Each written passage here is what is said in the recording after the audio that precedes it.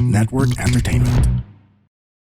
And we're back for another season of heartfelt conversations and special kwentuhan. Dito pa yan sa Ultimate Gen Z Tambayan. Ganito kasi yan, powered by the Pod Network.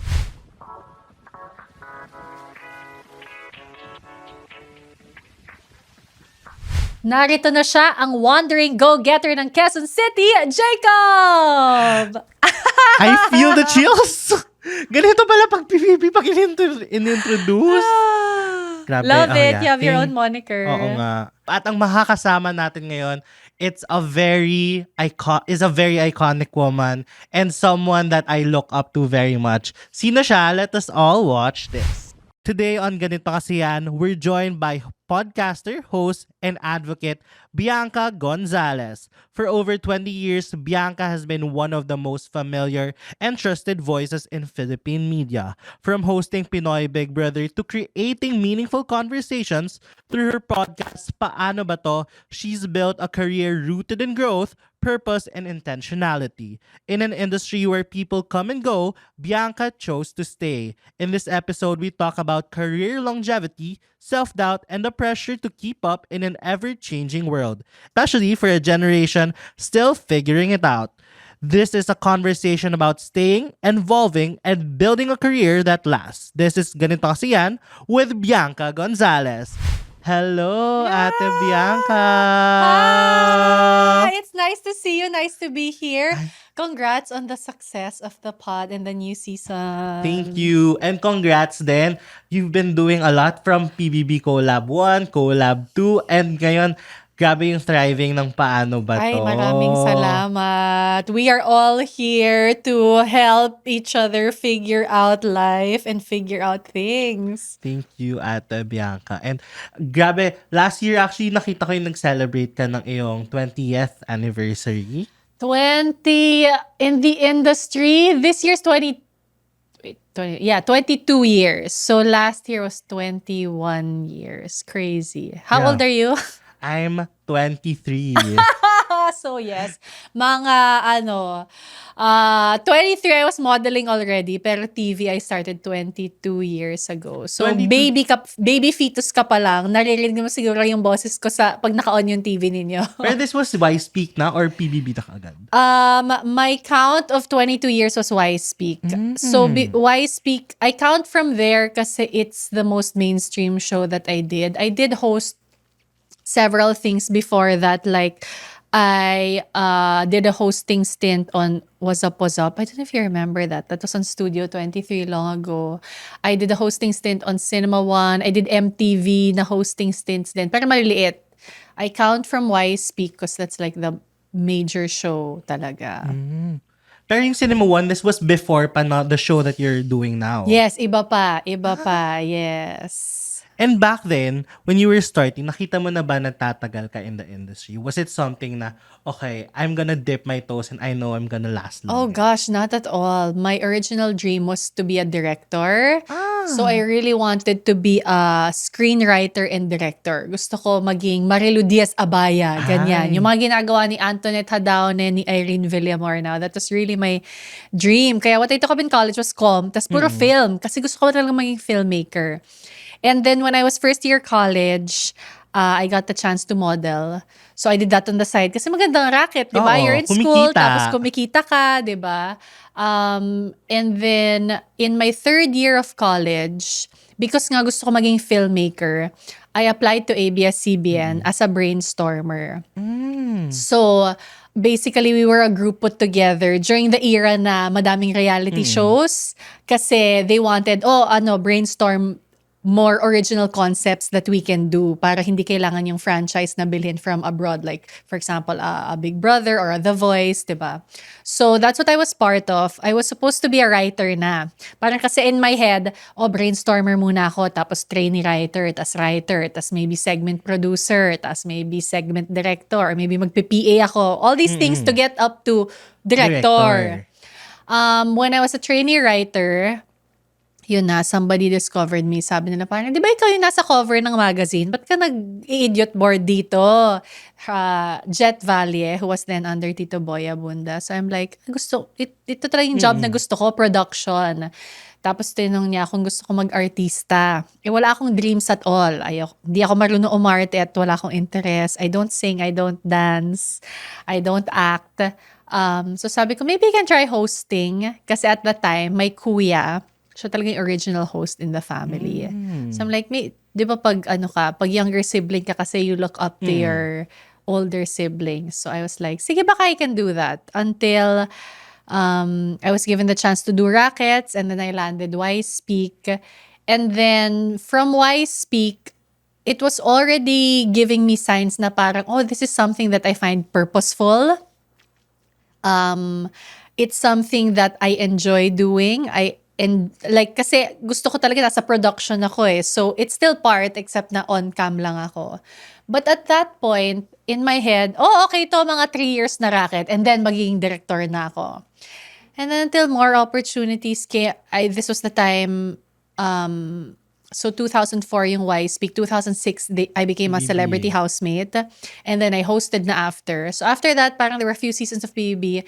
Mga 6 years in, I'm like, humahaba yung Racket na to. Pero dream ko pa rin maging director. And I think it was only maybe like into 8-ish years doing it that I was. So siguro, I started 2004. Maybe nasa mga 2010, 2012. I'm like, I think this is my Melay career. na season na. Matagal pa, yeah. I was like, I think this is my career na talaga. And I should like fully commit to it na. So, it took a while for me to realize hindi lang pala siya Racket.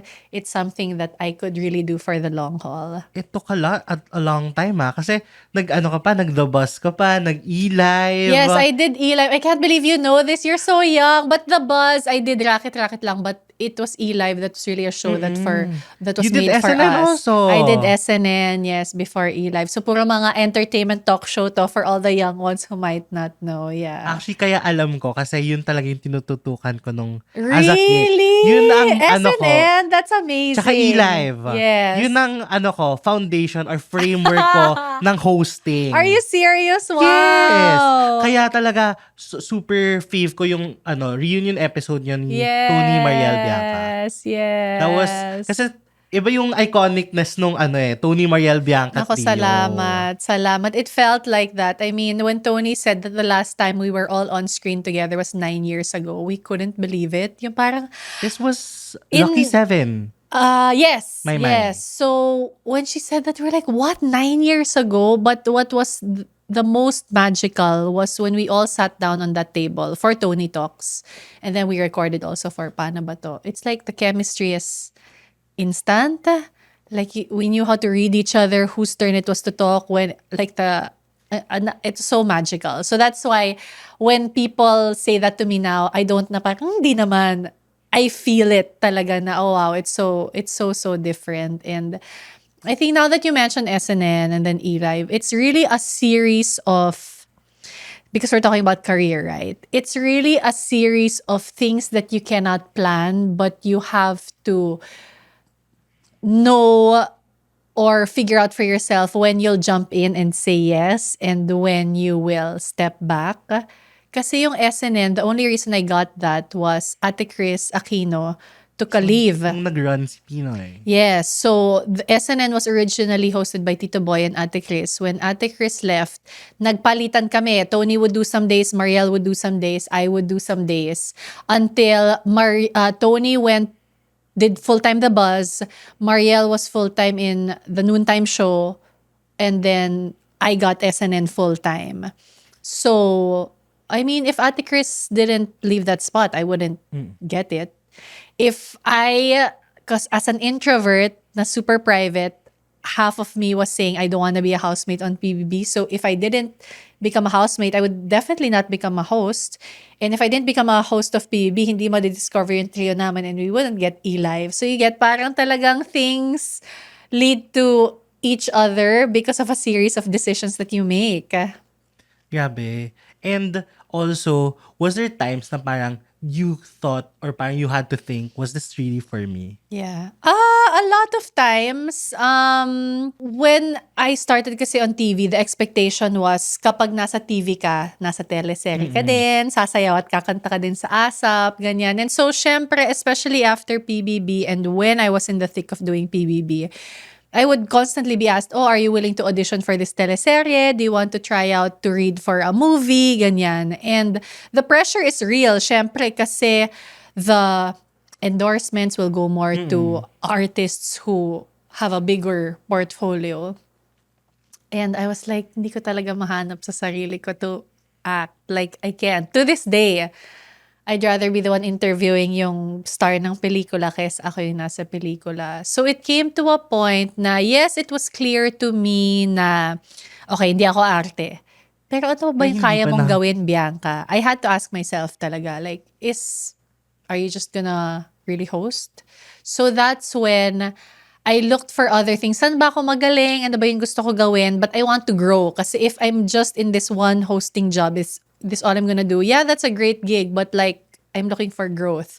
So it was in around 2010. Ito yung era na, yun nga, hindi ko pa alam na career ko talaga yung hosting.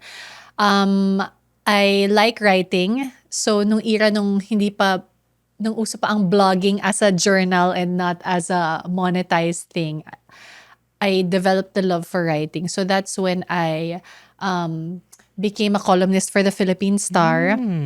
And then I took on a job. I was offered a job as editor-in-chief of a young women's magazine, Meg Magazine. So I did that I did Meg for around 5 years. I was EIC, and then the columnist maybe around 7 years. So I think in terms of career longevity, it doesn't mean that you're only supposed to do this one thing. It can also mean you will do other things within your same interest, skill set, and field to help you grow. Kasi even if iba siya, meron kang skills from your current job, which then was hosting, that I can take into my other jobs. My network, the people I've met, I was able to take that. And then vice versa, because of how my skill set and network grew because of the other jobs, I was able to take it into hosting as well. So that definitely helped in terms of career growth without feeling like I had to do something na ayaw ko. Pero you were still young back then, hindi ba nakaka-pressure yung people telling you, ay, gawin mo to, gawin mo to? Yeah. How did you listen na parang, or how did you choose your own voice? Yeah. Na even if there were a lot of people in your ear na, oh, you can do this, you can do that, paano mo na-maintain to follow your own direction and identity? Definitely not easy, lalo na I think 20s is our era of figuring out ano ba yung gusto ko, ano ba yung hindi. Kasi I think it has to be a balance of you're willing to try things, not naman na you're not being you, but like you just need to try a lot of things to figure out, ito okay pala to sa akin, ito hindi. So it has to be that balance of listen to my voice, but at the same time, be open to other things. Suggestions. So, definitely hard, but I think isang super pivotal and important ingredient to me being able to, kumbaga paninindigan ko na ito yung decision ko, was even though everybody was saying, sige, umarte ka, ganyan, whatever, sayang yung opportunities, diba? There was one person in my life who stood by my decision or my stand na hindi ako arte, I'll just stick to hosting. I'm so lucky. That's Tito Boy Abunda. I specifically remember a conversation that we had after PBB. And sabi ko, Tito Boy, parang I can't see myself talaga acting eh. Parang hosting lang talaga gusto ko. And he told me that, okay, I respect your decision. I will support you. However, I want you to know na the opportunities are not as much kung hosting lang gusto mong gawin. Konting-konti lang yan. So, as long as alam mo yan, we can move forward. So, I think to anyone who's having trouble with the pressure of what other people say, first is try to figure out ano ba talaga yung gusto mo gawin at ano ba yung ayaw mong gawin. And second is just try to find even just one person who also believes in your vision for yourself and will support you, can be your sounding board. May sense ba ako? Yung parang, tama pa ba itong ginagawa ko? Kasi you don't need like the whole world to agree with you. Even just one person can make a big difference. I love that. And siguro, since na-mention mo si Tito Boy, what was one pinaka-important advice ni Tito Boy that you still carry with you right now? It's advice that he means to share as a host, but I've found that it applies to life in general. So the advice is, to be interesting, you have to be interested. And that's the one piece of advice that has stuck to me ever since. Kasi for example, as an interviewer, I've watched interviews na it's obvious that the person asking wala naman talagang care dun sa sinasagot ng guest. And it's so disorienting to watch yung mga ganun, di ba? And he has taught me that sometimes he has a guest that I'm so uninterested in. Like parang sino ba yan? Or parang ano mo pakialam ko dyan? But because sobra niyang curious genuinely dun sa tao, it makes me as a viewer say, oh nga, ano nga ba yung opinion niya doon? Parang ganon. So it's useful in my work as a host but also in life. Kasi parang if you want to come out more interesting to other people, kailangan interested ka din. Hindi pwedeng aloof ka, hindi pwedeng disinterested ka. Kailangan like you're actively engaged. Because if you're not, then why would they be interested in you at all? Totoo. Yun na yung pinaka-important feeling ko. Yung tipong you know din na parang you know you have questions in mind but you know na to listen to the other person what they want to say. Kasi ang hirap din na bato ka lang ng bato nang hindi mo pinakikinggan na hindi na pala kayo same ng wavelength. Yeah, and that doesn't only apply to like people who have a podcast or a YouTube channel, like everyday conversations. Yeah. Hindi pwedeng ipipilit mo yung topic lang na gusto mo kung obviously yung mga kausap mo iba yung gustong pag-usapan, di ba? Pero in terms of interviewing, Ate Bianca. No, ate na lang, ate.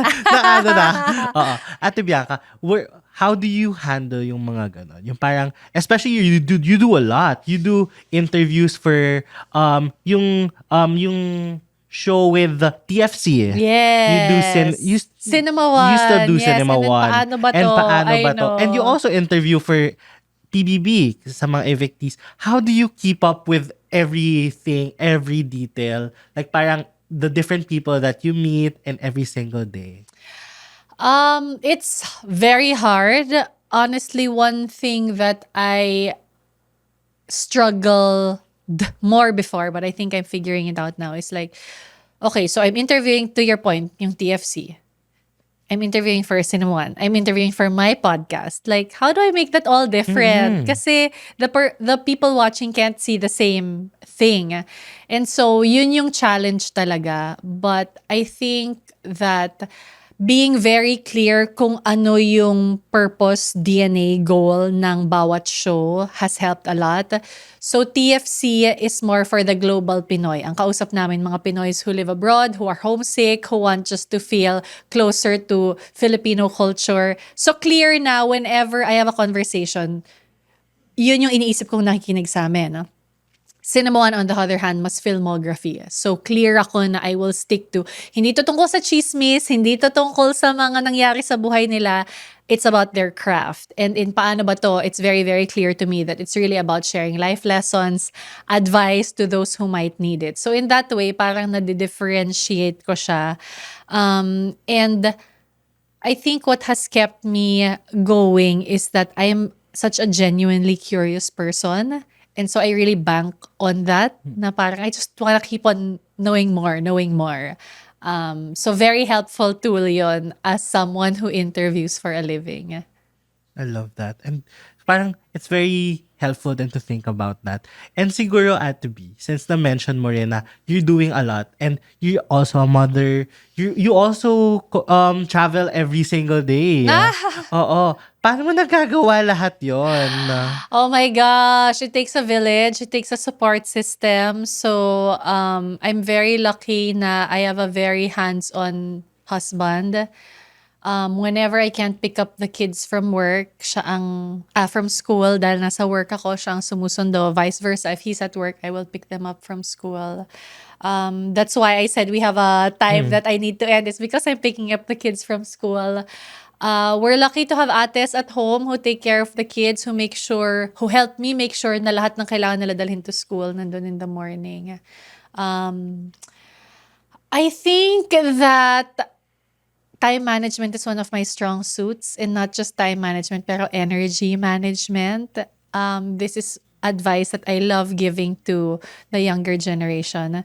I hope it works for you. So, the way I see time management is being efficient with my time. Hindi lang yung pupunuin mo lang siya ng basta-basta lang. You have to be efficient in that. That's why I'm here in this interview now, is because I was able to do 2 paano ba to interviews earlier. So meaning, hindi na dalawa yung punta ko dito sa studio, isang punta lang na mas mahaba. So if you're able to block your time in such a way na efficient siya, that's the best. And sometimes it's not just about time management, it's about energy management. So what I like doing is I look at my week. And so for example, Monday sobrang punong-puno. Tuesday, medyo punong-puno din in terms of the mental load, which is no joke, kasing nakakapagod siya ng physical exhaustion.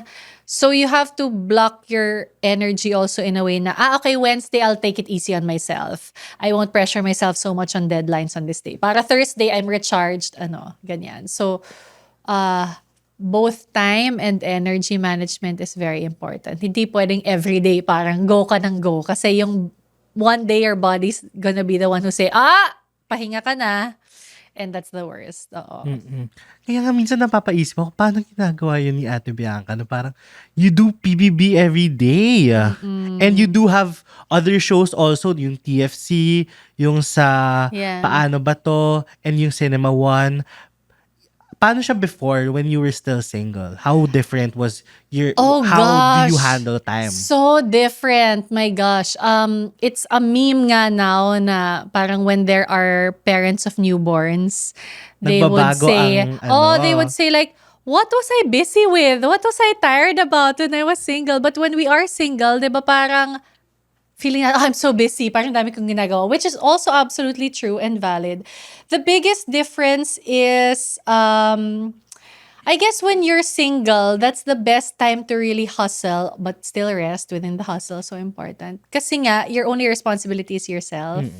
If you do enter the phase of having your own family, yung mind mo, hati na. Ito yung sayo, ito yung sa pamilya, ito yung sa trabaho, di ba? Parang, but when you're single, it's like, wow, everything you do is literally for yourself. So it's the best time to try, figure things out, fail, pivot careers, move homes, diba? All those things ideally happen when you're single, so that parang you go through all that with hindi na masyadong malaki yung stakes. Kasi syempre when you have a family, it's like ang dami na maapektuhan. Versus if it's just you, every single decision you make is for you. Like you wake up tomorrow, magdadala ka ng backpack, gusto mo mag-Boracay, go ahead. Nobody will stop you, diba? Parang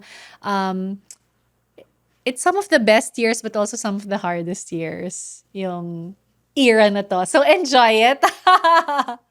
Ang hirap, oo. Parang nakikita ko din how different it could be once time changes. Yeah. Pero it's also an important time na parang, sabi mo nga, ito yung time to explore. And siguro for you, what was the biggest like leap of faith that you took? Especially while you were still building your career? Madaming maliliit, but I think it all started from, I was a freshman in college. Na ako nun, clear na ako na next Marilu Diaz Abaya ako. And then I was walking in the mall with my sister and we were approached by a booth to take headshots because there was a Pantene hair search. And I was 17 years old, nene hair, ganito, short hair. So I was like, shampoo, parang ikli ng buhok ko. At the time, puro mga long hair lang ang shampoo. Hindi pa uso yung like short hair, whatever. And so, it was my sister who had long flowy hair. She's the one who's really like a model. So, my sister said, sama ka na lang. Basta we'll just take a picture. And then, because I said yes to that, even though I was super shy, hardly any confidence in myself, super self-conscious and insecure, miraculously, they saw something in me and I got cast in that commercial and that changed my life. And it like opened, Was that the ito pala yung first? mga, yes, that was the first ad. I was 17. Parang, pwede ko palang gawin tong mga to. So, I guess to your question about yung mga leap of faith, that's why I said earlier, it's juggling, oh, ito ako, but at the same time, you can't not say yes to try different things kasi you'll never know, baka para sa'yo pala yun if you don't say yes to it. Tsaka sometimes there's boxes. Sometimes we box ourselves. Yes. There's that area na pwede namang mag-leap ka pa a little further from the box. Yes, totoo. Hindi mo And alam na may additional extension pa palang kaya yung box mo. yeah, and honestly, through the years, what I've found is that we overthink what people think of us. Meaning, akala natin sobra nila tayong iniisip. No, they're not. They're not really thinking about that much. So we shouldn't put that much weight on it versus what we think of ourselves talaga. And since we're talking about career longevity and especially being young, a lot of people start strong but don't stay long. But for you, what made you stay, especially in your career, especially during the hard times and during the early years? One was that I am not from generational wealth. So girl, kailangan mo magtrabaho. Wala kang, anong future mo kung hindi ka magtrabaho at mag-ipon? Second is, I learned to love what I was doing. Yun nga, hosting was not at all what I thought I would do. As a super shy, never ako yung sa school na parang nag-host ng mga program. In fact, talaga ako yung like behind the scenes. Like if may play, ako yung writer. Like never So ako yung... showbiz yung first mo talaga na hosting, trying to host. Yes. I mean, they made me do it in like college orgs, but it's not something I liked. It was just because, nagmo-model yan, sige, kaya niyang gawin. But in school, I was always like behind the scenes talaga. I was never someone na front-facing. So, I learned to love it. And I think part of loving it kasi is discovering, magaling pala ako dito or kaya ko pala to. So I think that's something important that I'd like to share with you and everyone is that a lot of times when we're young and something comes easy to us, binabalewala natin kasi madali lang yan sa akin. But actually, no, that's not easy for everyone. So if you find this skill of yours na feeling mo, dali lang yan sa akin, know that hindi yan madali for everyone and that's specifically a gift given to you. So that's a clue as to what you should be doing in life. Sometimes binabaliwala natin kasi feeling natin, it's something that I have to like learn, work hard at. But it's in a lot of cases, what you're naturally good at is telling you something. Another factor that made me stay, you have to like the people that you work with. Sobrang laking bagay nun. I mean, I look forward to going to work every day, not just because of the work, but of the people. In ABS, we call each other kapamilya, and that's really what it feels like. Iba yung you go to work with people who have your back, who just want to do the best work that they want to do. It's so inspiring. So that's a big factor. I mean, especially when the shutdown happened, when the franchise denial happened, like it was easy for all of us, quite frankly, to go elsewhere because, we all have to make a living. But it's that belief in, hindi, this is the company culture that I like. It's not perfect for sure. It doesn't mean like we don't have hard days. Grabe yung hirap din na pinagdadaanan namin and grabe din yung mga iba't ibang issues that we have to deal with. But it's a big factor that you go to work liking who you're working with. Lastly, I think this is very important kasi whatever job you're in, kasi some people, of course, are not I mean, we're of the lucky kind that the job we're doing is something that we like doing. Not everyone's like that. And there is absolutely no shame in doing a job that you don't really love. It's not your passion. Because we all need to earn money. We all have to pay the bills. We all have a future that we are saving for. So absolutely no shame in having a job that you have just because you need to earn. But at the same time, I think the silver lining sa mga ganon is look at parang what's the greater good that that job does. For example, you don't like your job in sales, wherever. But what's the greater good of that job? You're able to provide this service to people who really need it. You're able to connect someone who is in need of something to the person who can provide it. Like if you look long term at the objective or the greater good that their job does, then purpose definitely helps a lot in career longevity. Wow. Dami ko sinabi. Sorry. Ang As a ganda- teacher ako doon. Pero ang ganda ng tip na yun kasi parang not everyone gets the privilege. I agree with that. Na parang not everyone likes what their first job is. And parang for example, in my case, na parang dami kong kilalang fresh grad, na parang they took the biggest offer that was there. Pero it was because that was the biggest offer. That was what they needed at that point. Yeah. Pero it's feeling ko ang laking ding importance na you enjoy going to work every day. Na kasi parang even on the hard times, kailangan there's something pushing you Whatever that is. Kailangan there's something that you like into what you do. For you to continuously do it every single day of the week. Every single month. No joke yan talaga. And, syempre, sometimes sa career natin, medyo mabagal yung growth. How do you stay motivated, especially during days na parang you feel nagpa-plateau lang yung career? Yeah. Oh, that has happened so many times. Like I said, no, Tito Boy, I'm lucky that I went into hosting knowing that na, yung opportunities dito sobrang kakarampot lang So, manage your expectations.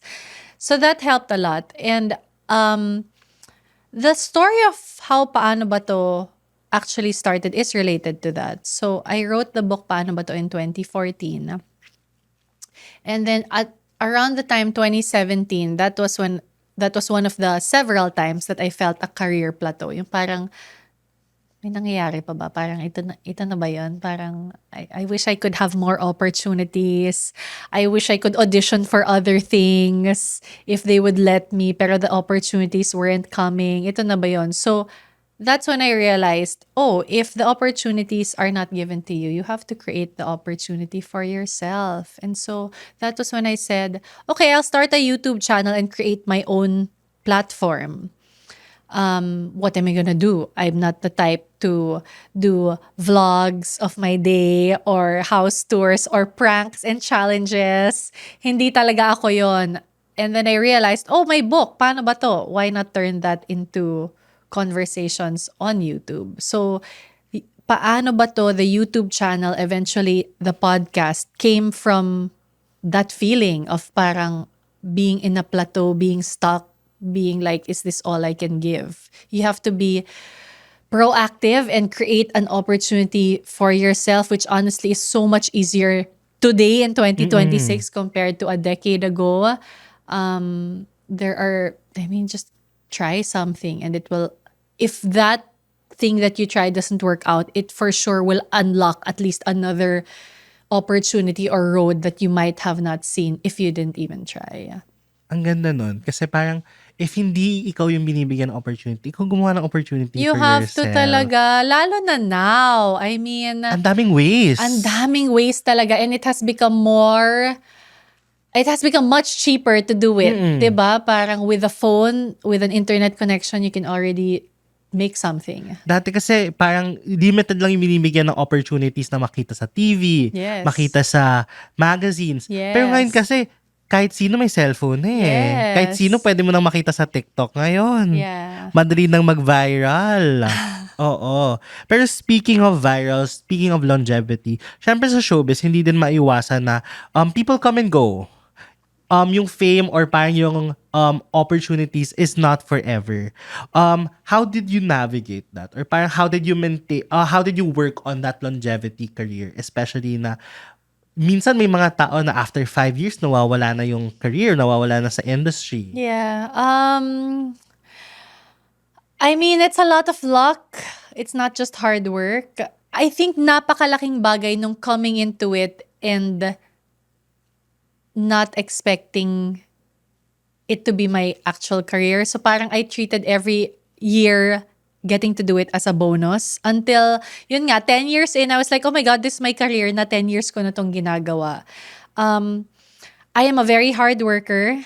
I try as much as I can to improve with what I'm doing. Very important ang pakikisama because no matter how good you are, if hindi ka okay ka trabaho, people might not want to work with you again. So that's very, very important.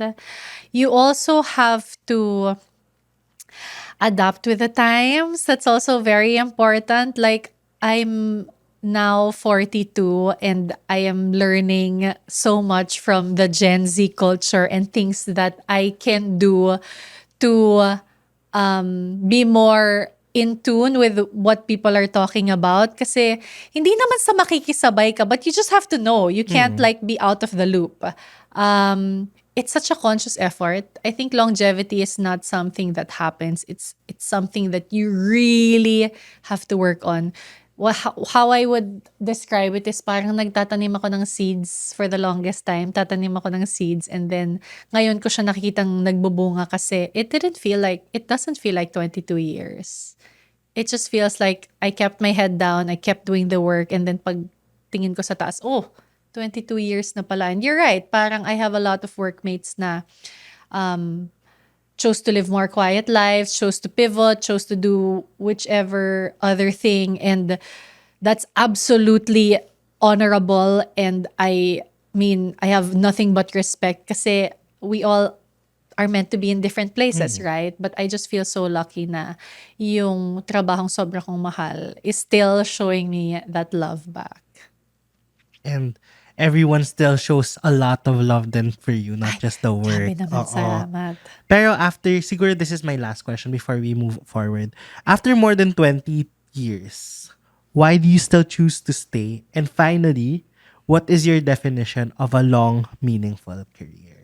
Oh my gosh, pang beauty queen. Why do I still choose to stay? Oh my gosh, I mean, it's never been a question to not stay. I just find myself every single day so lucky to be able to do the work that I do on television. And because of the work I do on television, it has accorded me enough, I guess, courage and impact to keep doing Paano ba to? Kasi I honestly feel like kung hindi ako kilala ng tao sa TV, I don't think as much people would have bought the book or watched the YouTube series or streamed the podcast now.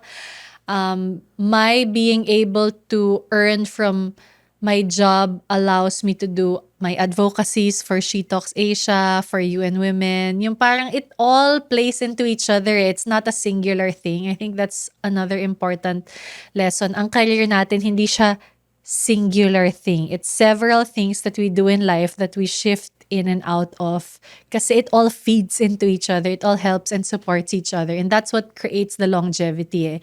You're not just one thing.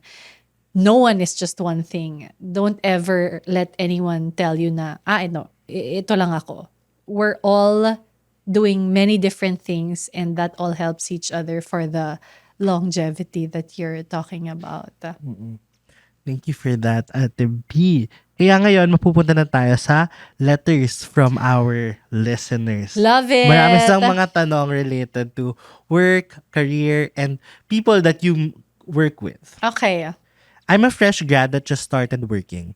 I feel disconnected to people, especially those I've met in college. Ganito ba yun? Nakaka-disorient na you only get to see your friends once a month or once in a blue moon. How do I navigate this life alone? So hard. You know, sobrang totoo yan. In high school, sila yung mundo natin, barkada Every natin. day. Yeah, every day. So, you know, bawat hininga at utot ng isa't isa, alam nyo.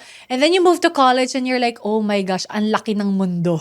Like, there's so many more people. And so, that becomes your world. And then you move into work. Syempre, lahat kayo may iba-ibang schedule, iba-ibang workplace. You will definitely see your friends less and that's normal. And another thing that's normal is you will have friends who will naturally stay in your life and also naturally fade away from your life kasi syempre iba-iba na kayo ng ginagawa, ng priorities. Some will start families earlier than others. And that's super normal. Don't be too hard on yourself. But also know that you have the power to get you guys together. Each barkada has a glue man that is the promotor ng, oh, magkita tayo sa ganito. Importante din yun. Ang next naman, I find myself comparing what I do and what I have achieved to others, especially my peers. What do I do when I feel na grabe may narating na sila at ako eto pa lang? Oh, that's such a common question on Paano Ba To as well. In the many years that I've been doing Paano Ba To. Yung problema ng mga teenagers 15 years ago, yun pa rin Yun ang pa rin. problema ng teenagers ngayon. I mean, it's such human nature to compare, di ba? I am someone who is very content, satisfied, and at peace now, but there will be still days that I'm like, I can't help but compare myself to what I see. So I think one practical tip that will help is that you look at where you are now and look at yourself 3 years ago, 5 years ago. What were the things that you were dreaming of 5 years ago? And if you see how far you've gone now, it's like, not bad naman pala. Good job ka dyan. Actually, kasi when you look at what you have, grabe din eh. Grabe din yung mga binibigay sa'yo, yung opportunities. Grabe din yung mga napagtagumpayan mo na hindi nila napagtagumpayan. Iba din yung pinagdaanan mo sa pinagdaanan nila. Absolutely. Kaya ito yung next. I like my work, I like what I do, I just don't like my workmates. Ito na nga yung sinasabi mo, Ate That's B. so hard. Not on a professional way, but in a personal way. I don't see myself being friends with them and hang out outside of the workplace. How do I go about this? That's so hard. That's super hard. It's hard because she likes her work. If she Oo. didn't like her work and didn't like her Madaling workmates, then umalis. it's yeah. But if you know you're good at your work and you like your work, that's already such a blessing. So you don't have to be friends naman with all your workmates eh. Feeling ko, if you can find at least one BFF at work na medyo mas aligned sa values mo, yung ugali niya, kaya mo, I mean, that's enough. You don't have to be friends with everyone. Like I said, no, you can go to work, put your head down, do the work, get the job done, and then when you go out, okay, then you see your real friends or your family, or yun nga, stick to that one BFF. That can make a world of a difference. Grabe, in fairness ha, nagagawa mo yun, Ate B, in just, yung short advice in just... Oh, I love it. No. Paano ba to training? Oo. Yes. Ito yung next, fourth question. Hindi ako ang favorite sa work. I am given enough opportunities for growth, pero I am not the most cheered on, not the most supported, and naaalalayan ng superiors. What should I do? I love that question because that is me 20 years ago. I've definitely felt many times at work na hindi ako yung favorite. I still feel it to this day, honestly. But what I've realized is kasi the phrasing of the question, hindi naman siya pa-victim pero may slight ganon. You get what I'm saying? Like, the phrasing of the question is that siya yung dehado. But what I've found through experience and through going through this exact thing like yung pinagdaanan niya, ako din yan talaga in my 20s and even 30s. Sometimes it's something within us that we can improve talaga. So it's hard, but like, you have to look at yourself. Saan ko ba pwede galingan?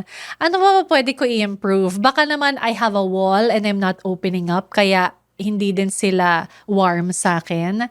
Because that's one thing I realized only in my late 30s. Ang dami ko palang walls growing up. Like, I thought hindi. But, kaya pala, some people weren't warm to me because I had so many walls. How can you be warm with someone who is super guarded? So, I think in your case, because you said, sabi naman niya, given opportunities naman siya, feeling lang niya, hindi siya favored. That's super normal. I feel you, and maybe you can look inwards and see what is it na pwede mo pang galingan. And maybe they feel like there are walls. That's why they can't get to know who you are aside from work. Yes. Kasi sometimes it's not about the other person. It's about what you also show to others. Oh, absolutely not about the other person. Talagang, I think maybe it was Enchong who told me. I'm trying to remember. Anyway, we were having life talks, our group. And then I said, like, I've just always been a good soldier. Parang, I do naman everything, ganyan. And he was the one who told me, baka it's because of that. Baka it's like, show your personality, show what you don't like, show what you like, show your heart. Like, hindi ka robot lang na nagtatrabaho, tao ka din. So, you know how we're drawn to people who parang they wear their heart on their sleeves. Parang di ba you're drawn to people like that? Tsaka yung klaro kung sino sila. Yes, klaro kung sino sila, klaro na kahit nataklesa siya, at least yun ang Kita mo, pinapakita oo. niya.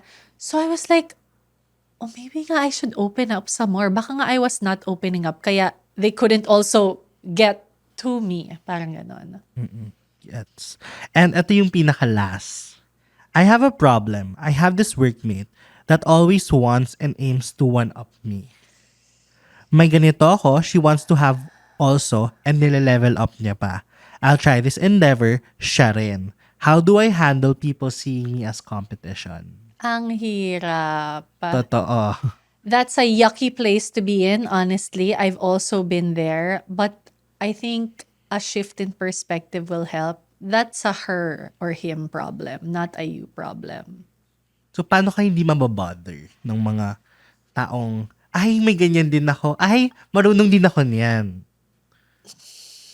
How do I word this? I think you should shift your perspective from getting inis that the person always wants to be bida versus you to, ano kaya pinagdadaanan niya na ganyan yung need niya to prove him or herself? I think that simple shift in perspective will make you feel a bit like, titingnan mo siya bilang tao, ano kaya insecurity ito? Ano kaya pinagdadaanan ito sa bahay na feeling niya kailangan niyang maging bida compared to the rest of us? And you just continue to do your good work. If it creates healthy competition within you, then that's a good thing for you kasi motivated ka na, gusto mo yan, ako din. But do it more of a for yourself thing rather than para mapahiya siya or whatever. But yeah, I think simply shifting from, kakainis siya to, who hurt you? Alam mo yun? Who hurt you? Bakit ka ganyan? Of course, internally lang to. Hindi mo naman Hindi sasabihin. Hindi mo naman sasabihin sa kanya yon. Unless maging close kayo na you can actually ask this person to open up. But yeah. Thank you, Ate B. Sure ako na maraming listeners ang kinuha talaga or inadapt yung mga advice mo. At nandito na tayo sa panghuling segment. Yes. This is Fast Talk Round. Tito Boy. Oo. Magbibigay lang kami ng prompt and just give us what the first thing that comes into your mind. Okay. What is your current song on repeat? Song? I guess currently Man I Need, Olivia Dean. Oh, yeah. I love that too. Yeah, that's the first song when you search her. So I guess that's the first. But yeah, several songs. Favorite way of distressing? Listening to Ang Walang Kwentang podcast. Oh, your most unforgettable PBB moment? Gosh, there are a lot. That's so hard.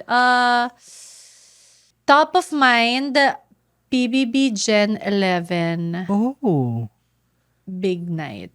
really? Why?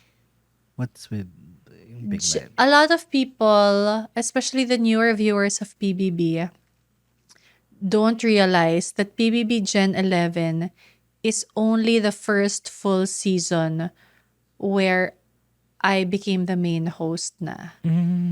Because it was in Community midway when Tony left the show. So that show, she was still fully part of. Gen 11, where Fiang won, was the one where from the start to the end, it was me with, of course, my Pamilya ni siblings that Kuya. I love so much.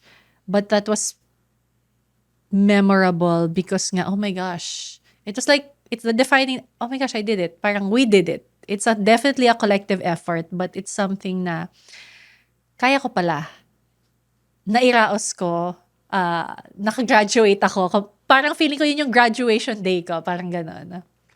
At I agree with that. Grabe din yung pagtawid mo ng mga seasons ng PBB in the last few years. Crazy. It's been a Yeah. crazy ride. It's been, yeah. How do you feel about the recent pag-uptrend ulit ng PBB na bigla siyang naging big monumental moments ulit? I also think that's why Gen 11 is very special to me. Aside from it being the first season na I did without Tony, which I've done with Tony from the very start. Gen 11 was the season that made us feel like, oh, may place pa tayo. May place pa ang PBB because grabe that season. Like how people were crazy about Fiang and Kai.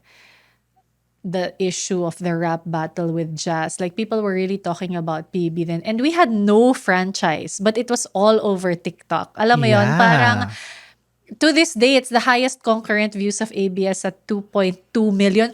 2.2 million people watching on YouTube at the same time is insane. I can't even begin to wrap my head around that number. So that Saka was locally, wala pang nakakagawa none. nun. I mean, like with all due respect, I love Coco Martin so much, but the next is Coco Ne.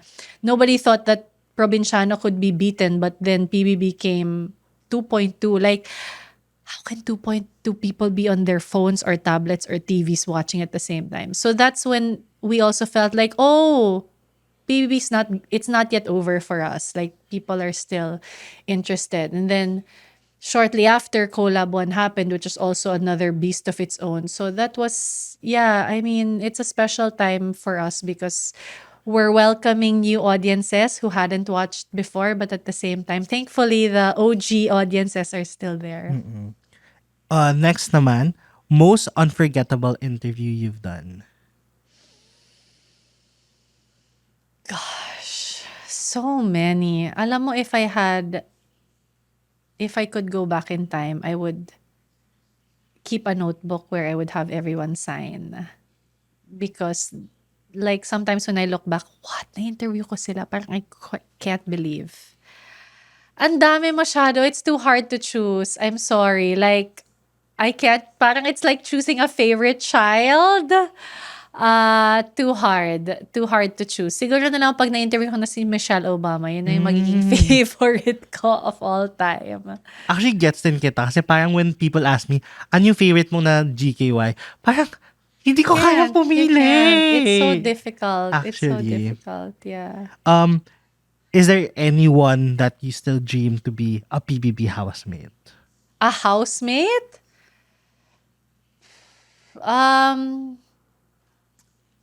I'm looking forward to the next season that we'll do regular housemates, honestly.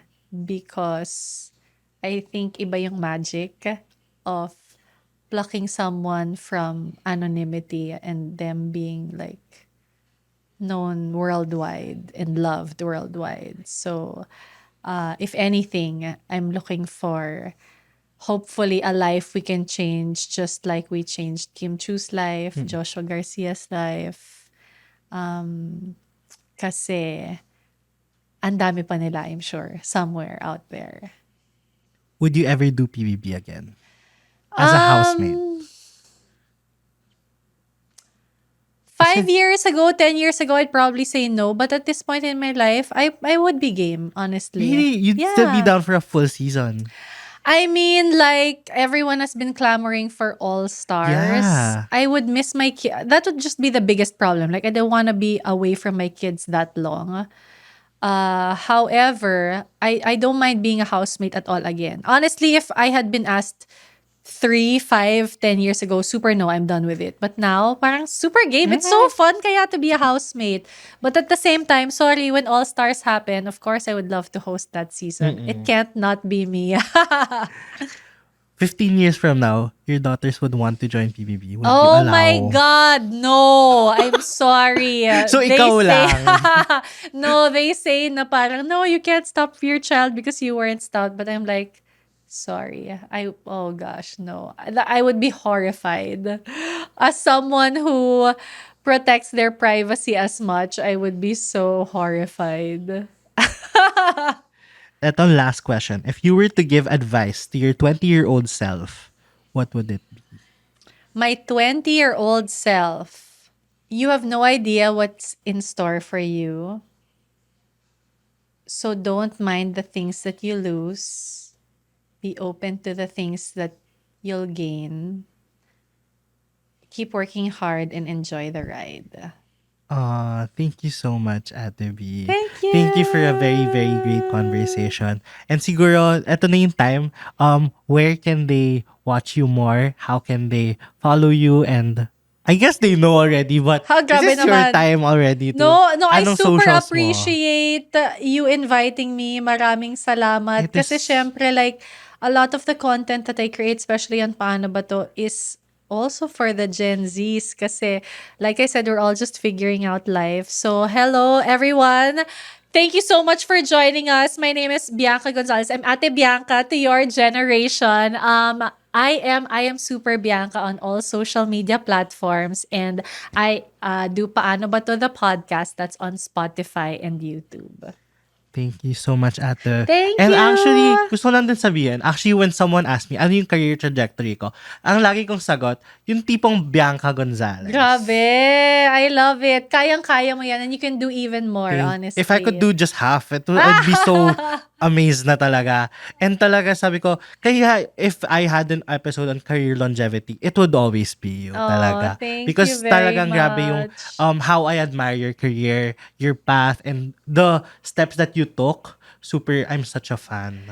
Now that you mentioned that, I do have one last advice pala. Lalo na Yes. you're navigating and you're looking at career longevity, and maybe somebody here is looking at career longevity. Something that I didn't mention that has been so critically important to career longevity is know your values and stay true to it.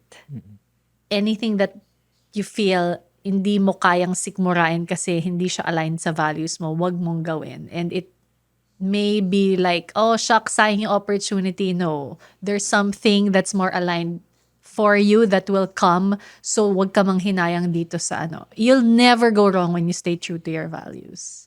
Thank you for that. I will Thank always you. remember that. And actually, before we end this episode, Lance has a special message for us all. Roll VTR. Hello to everyone all over the world. Ako lang ulit to, si Lance, ang inyong striving scholar turned breadwinner baby boy ng Rizal. I know it's been a while since huli nyo akong napanood o napakinggan dito sa GKY. I think mga 2 months siguro. At gusto kong sa akin mismong boses manggaling kung ano man yung sasabihin ko sa inyo, podmates. I'm sorry to tell you that this will not happen again for a while. Every new beginning comes from some other beginning's end. At sa pagsisimula ng bagong season natin dito, I will be on an indefinite hiatus from becoming part of ganito kasi yan. Please know that this is not an easy decision for me to take. Lalo na sa mga napagsamahan natin from college sa napakaraming buwan at taon. But this was the only choice I had to make for the sake of this podcast, our friendship, and my well-being. Kasi since the past few months, I have come to realize na as much as gusto ko pa rin sanang magpatuloy dito sa GKY, I won't be able to genuinely do so for the time being. I think na kung gugustuhin ko man, it will be disrespectful to Jacob and a disservice to you guys if I force myself to show up at the bare minimum. Kasi hindi nyo deserve yon. Sa podmates natin, nababasa ko yung mga comments nyo at maraming salamat sa concern nyo at sa pag-alala nyo kung nasan ako, lalo dun sa mga naghahanap sa akin itong mga nakaraang buwan.